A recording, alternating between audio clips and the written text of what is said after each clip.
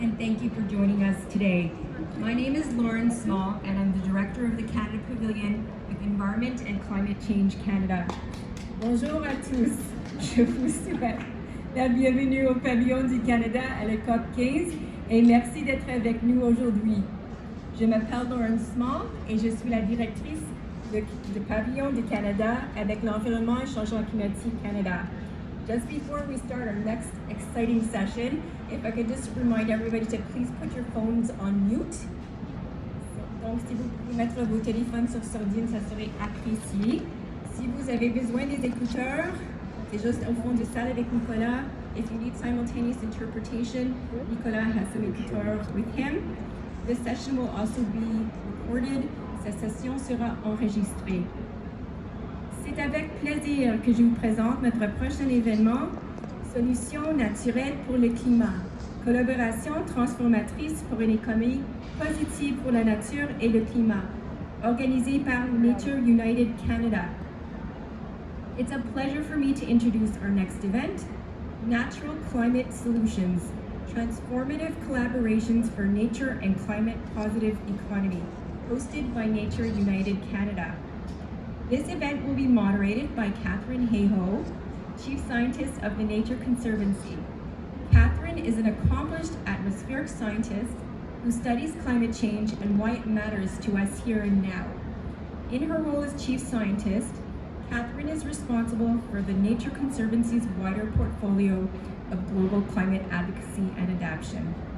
Katherine is also a distinguished professor and endowed chair in the public policy at Texas Tech University. Please join me in welcoming Katherine.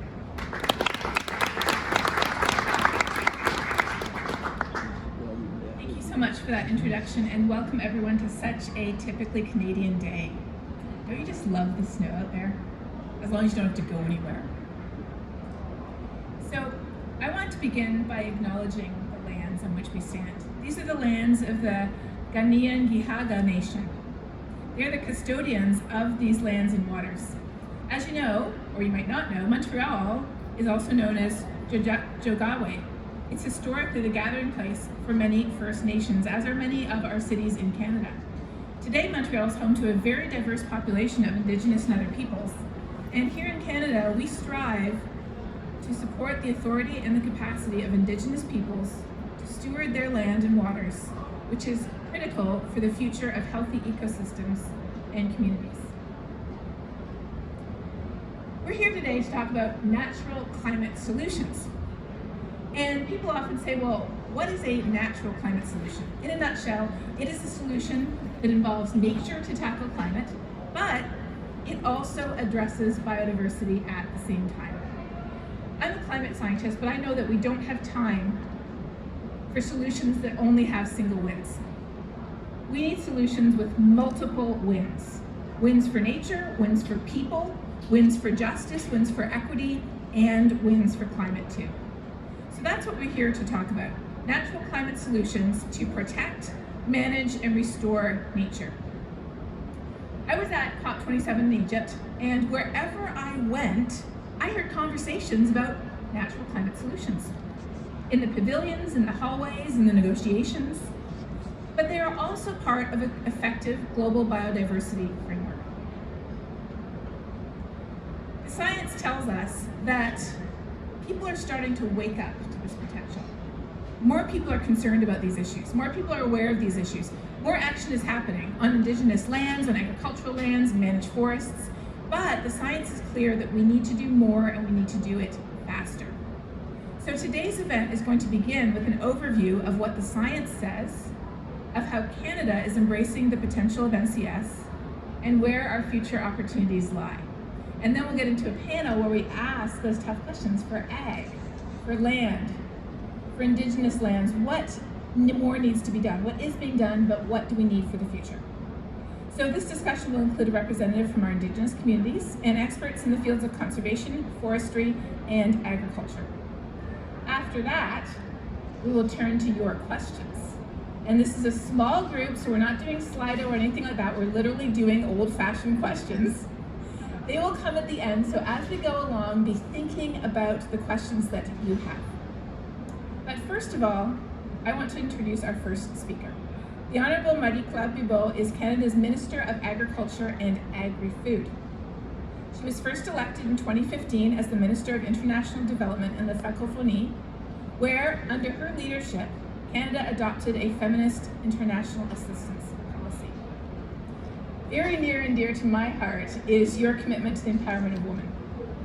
And for that, she was given the World Vision Voice of Children Award and the CARE Global Leaders Network Humanitarian Award. I love the fact that a significant climate solution is the education of women and girls. And so she was working on climate solutions for a very long time, although we never even called them that at that time. In June 2019, she launched the first ever food policy for Canada to strengthen food security for Canadians, which is top of mind right now. And she also served as the executive director of the Sherbrooke Museum of Nature and Science, which I also love because museums are the way that we bring children in and engage their curiosity on science. So, welcome, Minister.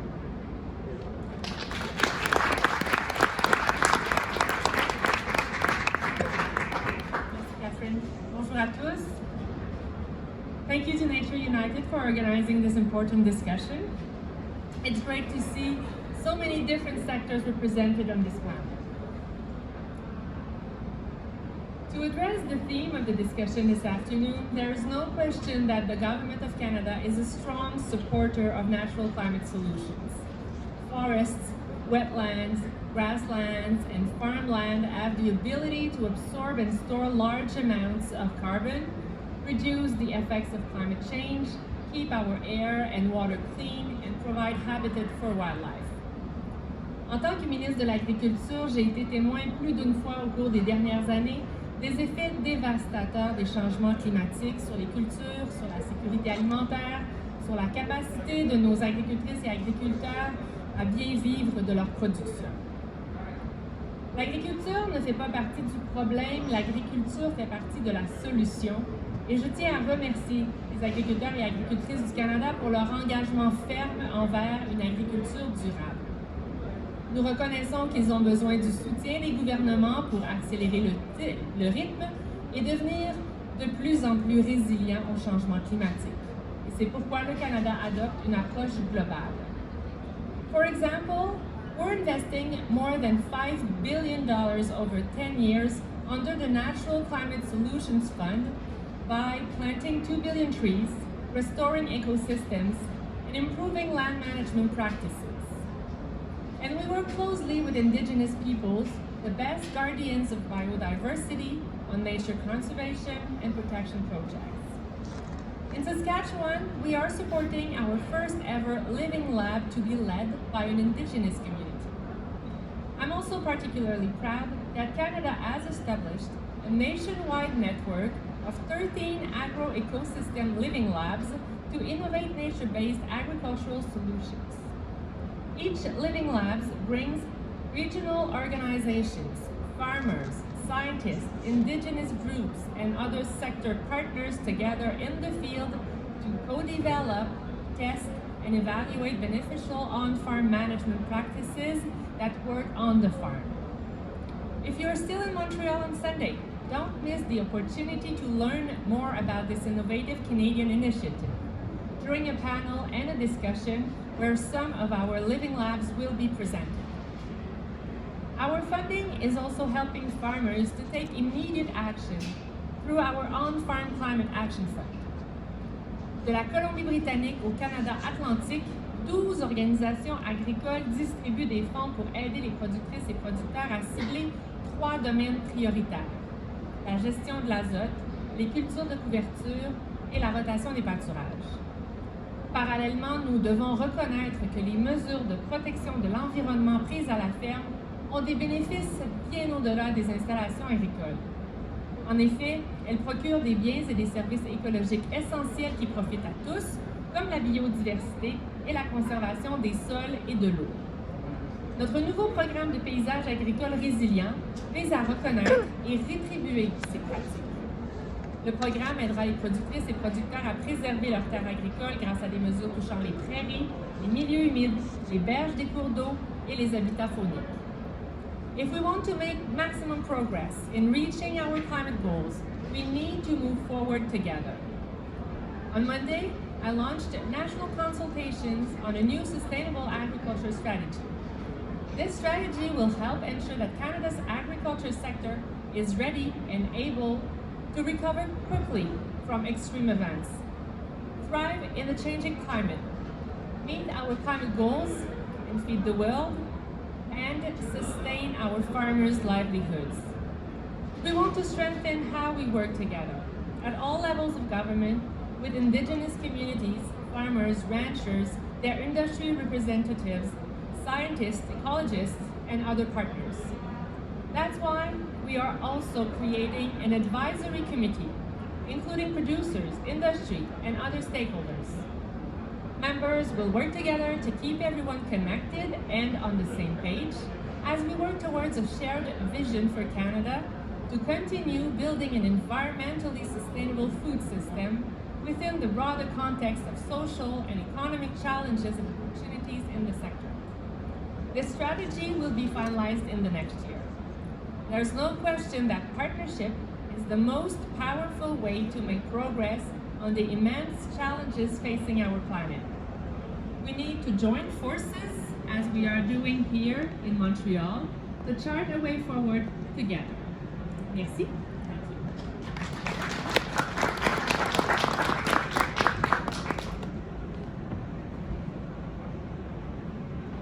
Thank you so much, Minister, for your remarks. Now, for our second speaker, I'm delighted to be able to introduce my colleague, Hadley Archer. Now, you might say, Hadley Archer is from Nature United. How is he your colleague? In 79 countries, the Nature Conservancy is known as the Nature Conservancy. In one country, ours, it's known as Nature United. So when you hear Nature United, that is the Canadian affiliate of the Nature Conservancy. And I have to say, I love the title Nature United because isn't that what this is about? All of Nature United, including us humans. So Hadley is our executive director, and he is well known in Canada because he previously worked for WWF's Global Forest Program, where he was their VP in charge of strategic partnerships and funding. He also worked for the Forest Stewardship Council, and before that he worked with Procter & Gamble Canada. So Hadley, come and tell us more about natural climate solutions in Canada.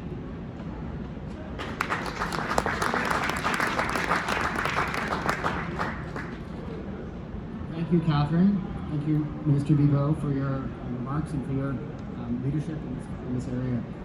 Thank you to our panelists for joining us this afternoon. I know it's a busy time, probably lots of demands on your time, but we're delighted to be with us and to everyone who's here.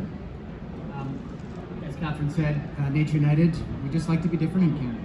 We're leading the way, so why not lead the way on our name?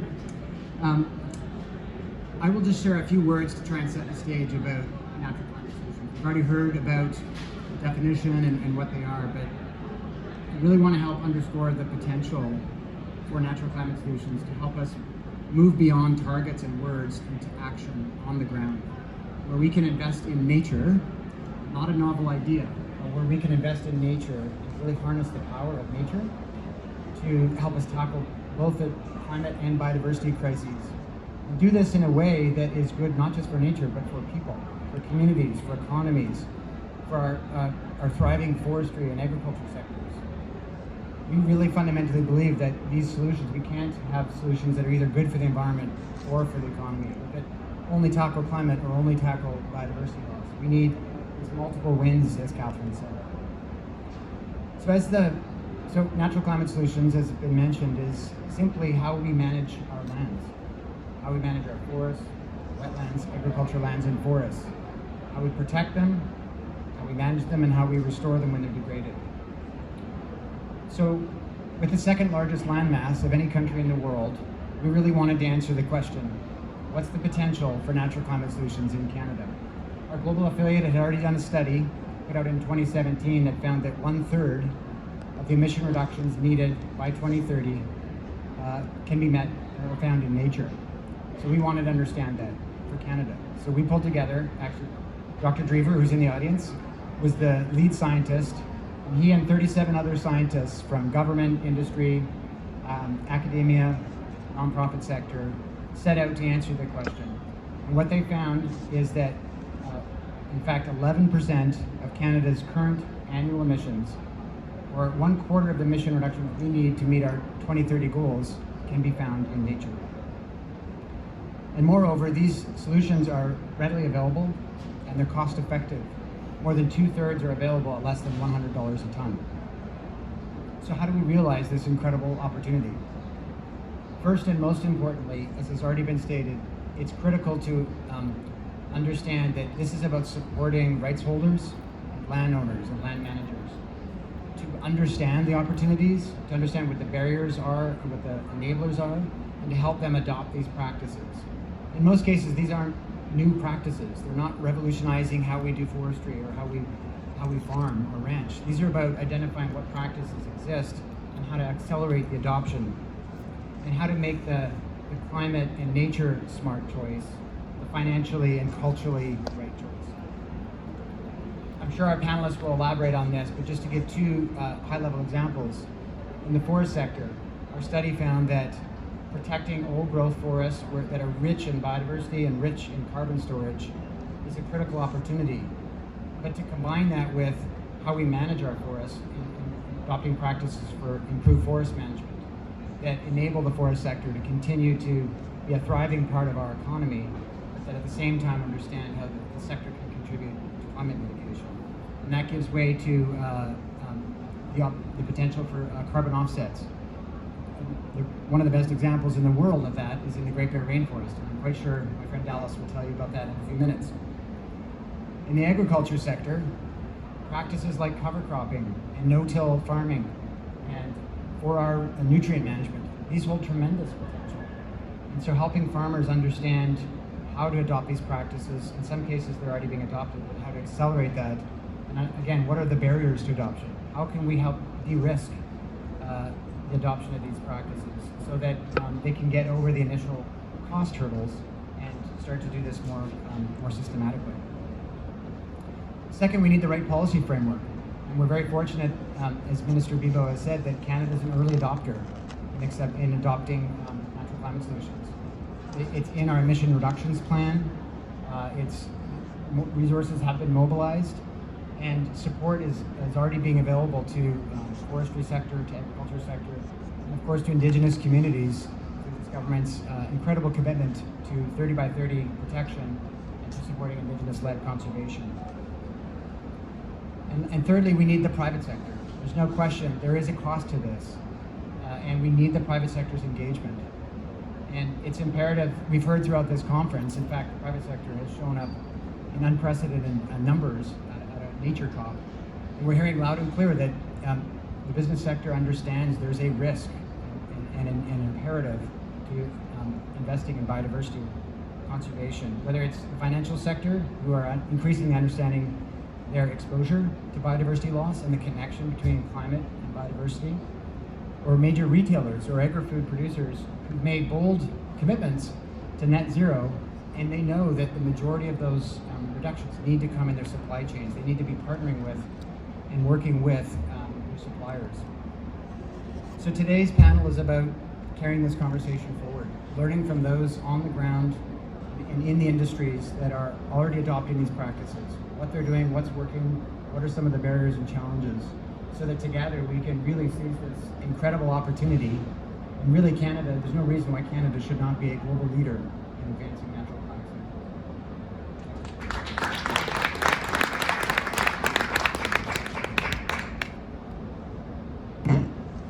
Thank you so much. Thank you so much, Minister, and thank you, Hadley, for those remarks. Now, the organization of the stage is a little awkward. I'm going to invite you to leave the stage, which your car is passing behind me. Thank you. And I would like to invite our panelists to enter the stage now. Go ahead and take your seats, and I will introduce you as you join us. Thank you. Go ahead, Kate.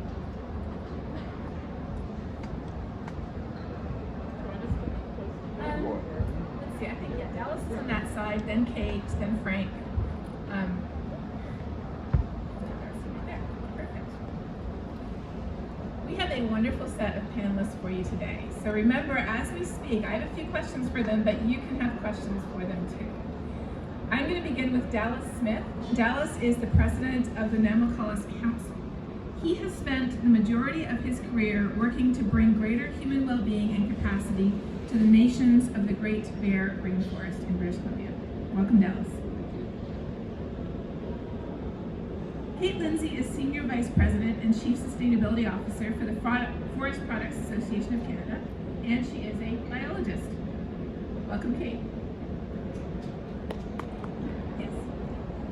Frank is the Director of Environment and Science Policy with the Canadian Federation of Agriculture, and he has a lot of experience gathering stakeholder consensus and input on policy positions because our farmers are essential for our policies.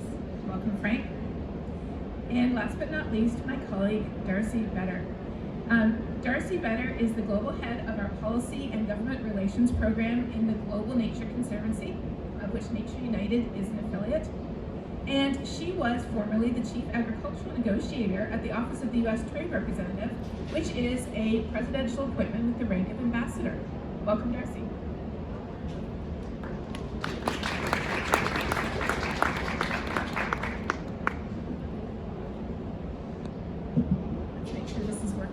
Can you hear me? Yes, it is working. Great. So here we are. We had COP27 in Egypt just a few weeks ago. Now this is COP15 here in Montreal. And there has been growing recognition, especially over the past 2 years with the pandemic, that ecosystem health and human health are intimately connected. We can't have one without the other. Our health is the health of the planet. So what new opportunities does this raise for nature-based climate solutions? The recognition that we are part of nature and a healthy nature means that our health benefits too. I would like to start with that question. We'll ask all of you, so go ahead, Dallas. Yeah, sure. Yeah. Thank you for the question.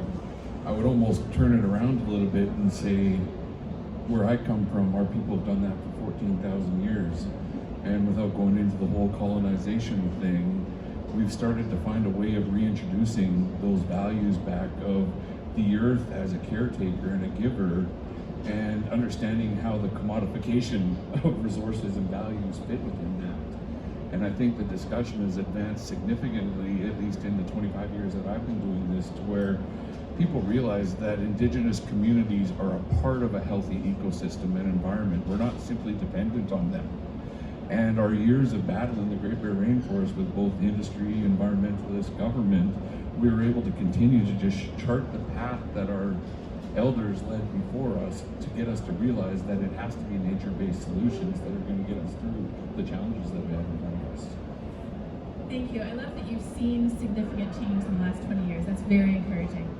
Now, Kate, health is probably, at least human health, is probably not something that you've heard a lot of in forest work until recently. But how does it help to spur the awareness that our health is the health of the planet? How does that help to spur natural climate solutions in your opinion? Thank you, Catherine, and that's a great question. I think just a little bit building on, the forest sector in Canada has really been working on climate change solutions and conservation, understanding that really our sector and the people that work and live and recreate in these areas rely on these ecosystems, and they need to be healthy. But I like the health angle because I think what I've been thinking about a lot lately is that our ecosystems are being affected by climate change. We see this with fire and flooding, extreme heat, and so we really are most of the forests in Canada are public forests, so manage collaboratively, industry, Indigenous peoples, the public have a say in how forests are managed. And so increasingly we're hearing from communities that we want to ensure that we have resilient forests and resilient ecosystems moving forward. And so that does include wetland conservation, ensuring that the species that are being planted are adapted to a future climate, and then ensuring that we're not wasting the resource, so that we're using it to the best and the highest value that we can. So, I'm glad you brought that word up. Resilience is one of my favorite words. Because if we have resilient ecosystems, if we have resilient human systems, then whatever shocks get thrown at them, they can still stand. So, Frank, in agriculture, farmers are very conscious of health. Soil health, the health of crops, the health of livestock. But of course, all of that relates to human health as well. So have you seen the conversation around the health of ecosystems, the health of agricultural systems, and human health? Have you seen that changing in recent years? Yeah, we definitely have. We've in the last couple of years, we've gotten quite involved, I think, with some of our industry partners in looking at some of the benefits, for example, of ecosystem services, co-benefits they offer to producers, as well as how those stewardship practices can really enhance production of food, as well as the health of biodiversity. Like the Canadian Wetlands Roundtable, for example, which we co-chaired next in the weekend, we recently received funding from Environment Climate Change Canada to look at developing a framework to help value these services. And the idea, of course, is not to specifically put a dollar in cultural value, a dollar environmental value, but to really just take everything into one single context and look at it, like what is the social, environmental, and economic value that this does bring? How do you define that? And how does it look? I think it's a massive undertaking. I know we're well up to the task, especially with some of the experts we've gone on board with. But yeah, my hope is to see some results in March. Excellent, that's very good news.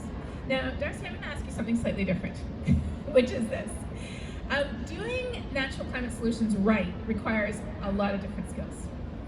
You need the science, obviously, but you also need the monitoring, the verification, the ability to broker negotiations and deals, to engage different financial tools. And I feel like you've been sort of embedded in that community for a very long time, bringing together all kinds of different partners to make these solutions work. So how do you see natural climate solutions bringing people together? What areas of common interest do you feel like have been identified with some people who might ordinarily not even be in the same room, let alone the same page? Well, it's a very good question, and I think some of the answers to this previous question really spoke to the different ways that people value both the outputs of agriculture and value nature. And if you think about, you can use different tools to express those values in different ways. And so, the negotiations around how does soil carbon fit into, tradable carbon offsets or insets? How do we measure that? And that can lead into a global marketplace where a ton is a ton is a ton. If we sequester a ton of carbon in a field in Canada, that helps us all globally. But when we think about natural climate solutions and using nature to sequester that ton, you may see a different market, so to speak, around the local impacts of that biodiversity. And we've talked about the First Nations communities and how they value nature as a partner and a member of their community, not just an asset, so to speak. And so you might have other opportunities to bring people together then to preserve watersheds that have local value, both economically, spiritually, and for health. We all need clean water to drink. And so I think as we look at the keepers of the land, whether those are farmers or ranchers or our indigenous communities, how are they adding value to their neighbors? How are they adding value to their region, to their nation, to the globe? And how can we find ways to then reinforce that value in different, to use the economic term, different markets, but perhaps different partnerships and collaborations to support that transition to more regenerative practices, where in many case farmers, private landowners, foresters may need that assistance to be able to implement those new practices. So I think we have to look at the different circles of community that we can engage for that co-investment in the activities we know are so important to both protecting biodiversity and protecting our climate. Well, that's the perfect setup to ask our other panelists about this question, because speaking of different circles, we have three very different circles here. And each of your circles, agriculture, forestry, and our First Nations and Indigenous peoples, you've been doing nature-based climate solutions for a long time before we even had that term. So as this concept has risen to the forefront of people's awareness, as more and more people, like I said, when we were in Egypt at COP, nature-based climate solutions were on everybody's lips. As people are aware that this is a significant solution to the climate crisis and to the biodiversity crisis, what new opportunities have you seen arising to sort of emphasize what you might have already been doing, or to engage people in new efforts? Dallas?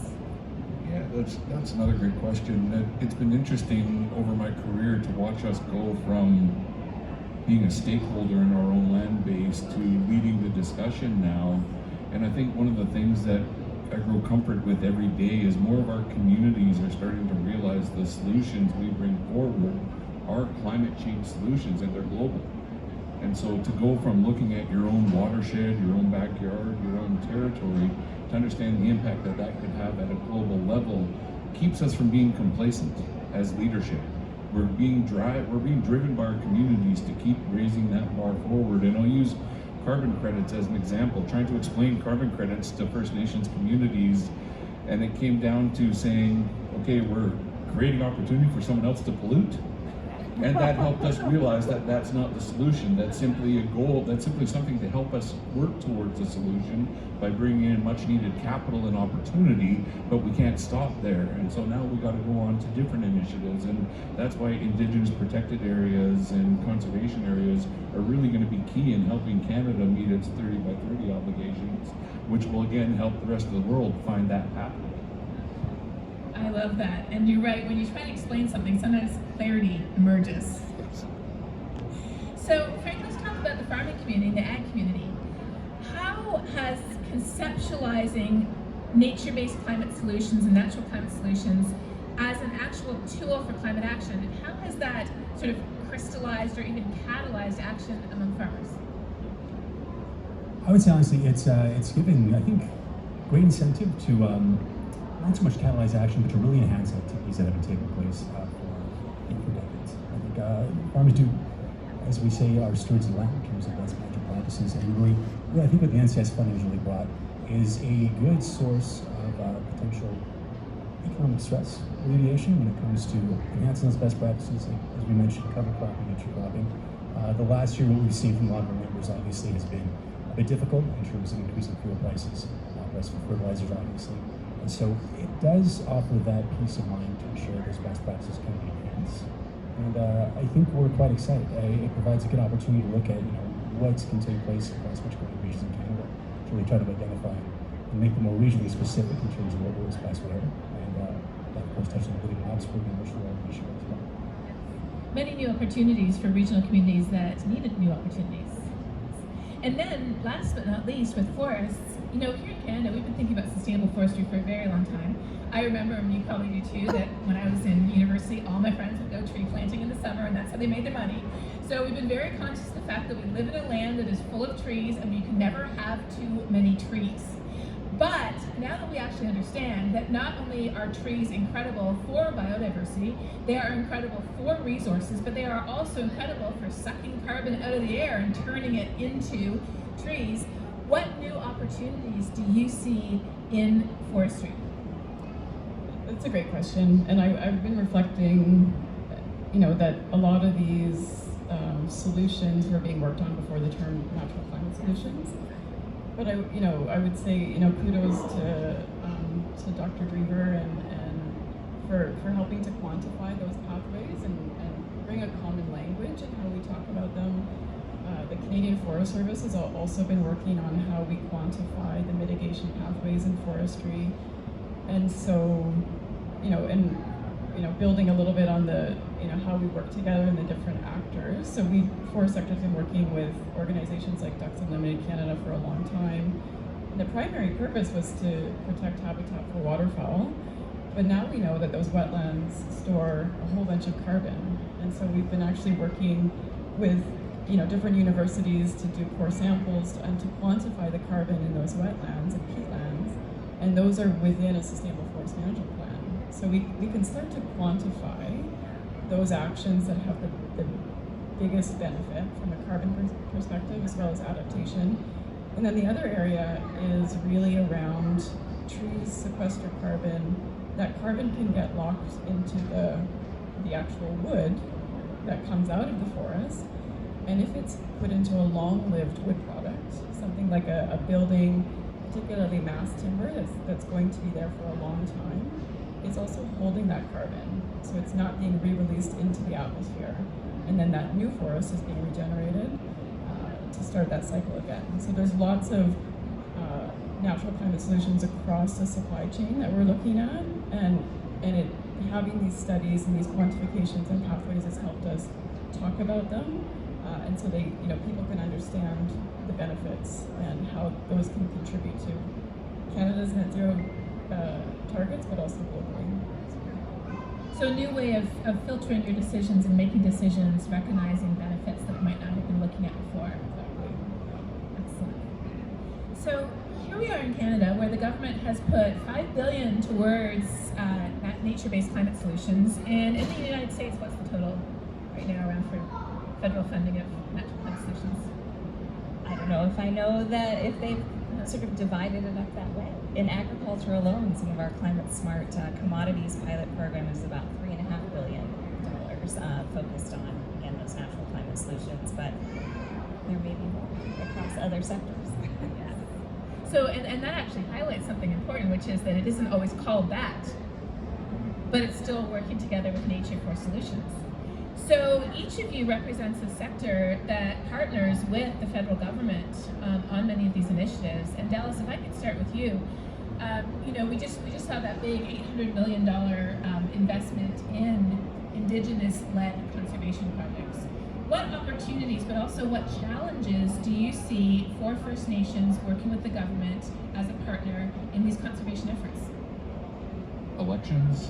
In all reality, I think that's why Indigenous people have to lead these climate-based solutions, because we don't have political stripes and different priorities. And so we're overly enthused of the commitment of the Government of Canada to start us in the right direction. And it's important for us to make significant progress on that, because governments change. And so people change, priorities change, but if Indigenous people are given the capacity to chart that path forward and break that ground that really needs to be broken, or break that ceiling that needs to be broken, we have a lot more success opportunity, because it's community driven as opposed to politically driven. That's an excellent point. So I have always thought of this as a sovereignty issue, but what you pointed out is it's a consistency issue. You will always be there, you will always be leading, no matter who is in power and who is saying what. And that's why it's so important that these initiatives be led by the peoples. Thank you. So, Kate, in the forestry sector, so as heard from the minister, the government is planting trees, the government is investing in nature. What do you see from the industry perspective about the opportunities and the challenges and/or in partnering with the government on this work? Well, and I think 2 billion trees is a great program, and it's great to have ambition. To be honest, the forest sector, we regenerate all the trees that we harvest, so for the most part, we're not accessing that fund. But there's opportunities with legacy roads or other resource sectors that we can actually go in and help regenerate those areas.